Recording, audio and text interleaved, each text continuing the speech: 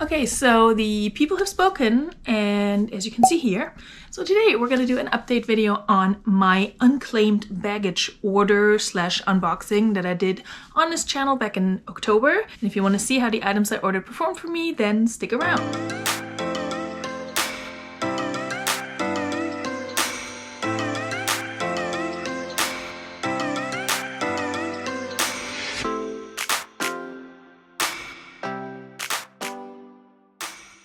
Hi friends, and welcome back to my channel. My name is Veronika. If you're new here, welcome. I'm sorry I'm sounding a little raspy today. I've been battling a cold for like the last week now. I'm a part-time reseller on the platforms Poshmark, eBay, and sometimes Mercari, and I do source from a variety of different places.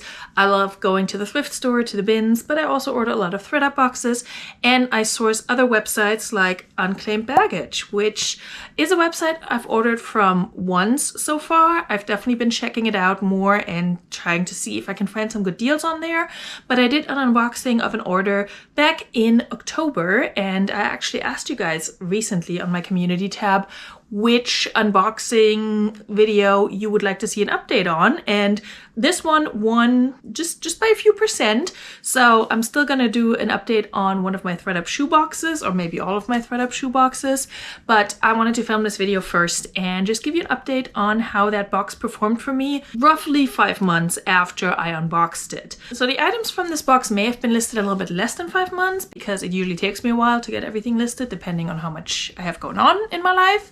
Again, I'm part-time, I work full-time, I have a small child, there's lots going on. Anyway, Unclaimed Baggage. So I talked a little bit about the website and the company in my previous video. Definitely check that out up here. If you're interested, I'll link it in the description down below as well.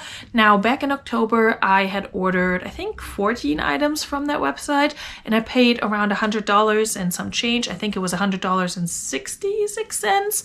And my average cost of goods per item was just around that $7 mark, which is a little bit higher than what I would like it to be when I source in person.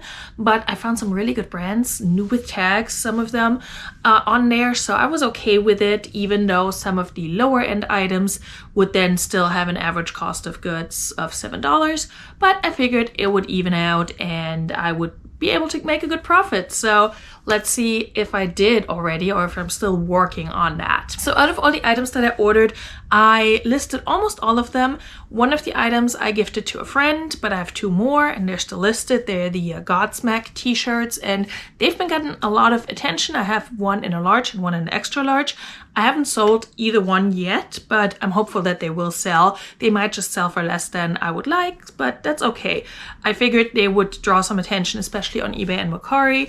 And then the other item that I did not list was this pair of Columbia fleece pants. I don't know if I messed up or if they messed up. I think it was probably me. I thought these were women's pants and they were marked really, really low at like $3 or so. And I ordered them, and it turns out they were toddler pants, but I think they had also shrunk because they said they were a size small. So not really a toddler size, but you know, toddler to big kid. So like a 5-year-old would wear a size small. My 5-year-old would be way, way too tall and big for those pants that they sent me. So I don't know what was going on there. They looked like a 2T to me. I think I ended up putting them in a thredUP box that I sent back to thredUP because I originally sent them to the RealReal. They didn't want them. And so they're just on their way to thredUP now. Or maybe to donation. I honestly don't remember. So I didn't list that pair. So technically my cost of goods is higher, but let's just stick to the $7. Now, I've sold 3 items out of the remaining 12, I want to say, so far. And actually, the item that I'm wearing today is one of the items that I purchased in this haul. It is listed in my closet, but I decided to pull it out and see if it fits me. And it does, barely, but it does. It's a super, super, super soft Project Social tee, soft knit V-neck sweater, very lightweight. It's a little too small for me. That's because it's a size small, but it's oversized and I'm like a large, extra large, but it fits just barely, but it fits. I'm not stretching it out, I promise. I haven't decided if I'm going to keep it honestly. I've been stalking the website to see if they maybe have like a medium or large available of it, because sometimes they do get liquidation and such from certain companies, so it's not just Unclaimed Baggage as the name would suggest. Anyway, I figured I'll wear it for this video and maybe it's good luck and maybe it'll sell, because it's so stinking cute and it's so soft and I love it so much. Size small, PST by Project Social Tee. I had another Project Social Tee item in that haul. It was a very unassuming black staple piece, kind of like a sweatshirt, sweater type pullover lounge piece, I guess. Also PST by Project Social Tee.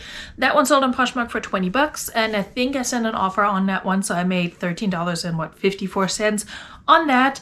Again, I spent $100 on the entire box, so that brings me closer to making my money back on that box.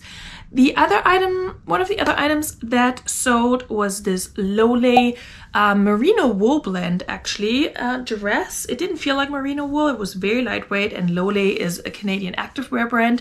So it's kind of like Prana, I feel like, in many ways. It reminds me of that. And that one sold on eBay not too long ago for 35 bucks. So with eBay, I know there's a way to check what your fees are, but I think it sold over 3 months ago. So when I looked for it earlier today, I couldn't find it. But I do know from my spreadsheet that it sold on eBay for $35. So I think after fees and promoted listing and all of that, I made probably around 28 bucks on that, give or take. So we get 28 bucks for that after fees and such, and then $13.54 on the Project Social Tee. My best sale and my favorite item from this box was this pair of Pam and Gela. I think it's Gela or Gela. I talked to friends about this and I forgot again. Anyway, pair of kind of like tuxedo track pants. They were kind of business casual, like they felt like a track pant, but I think you could wear them, you know, to the office if you wanted to. They retail for like, I don't know, close to 200 bucks, I want to say. I let them go for 75 on Poshmark and I get 60. And so that was a great sale. I think that may have been the first item to sell, actually. So with those 60 bucks plus the 28 plus the 13 and some change, I've made $101.54 so far. So I've made a tiny little profit at this point. Okay, friends, so I forgot about this little number here, this ASOS maternity dress in white and black with stripes. That one sold on Mercari for $29 with free shipping. So after shipping and fees and such, I get around $19 to $20. So my total is actually more in that $120 range, which means I actually have made a profit.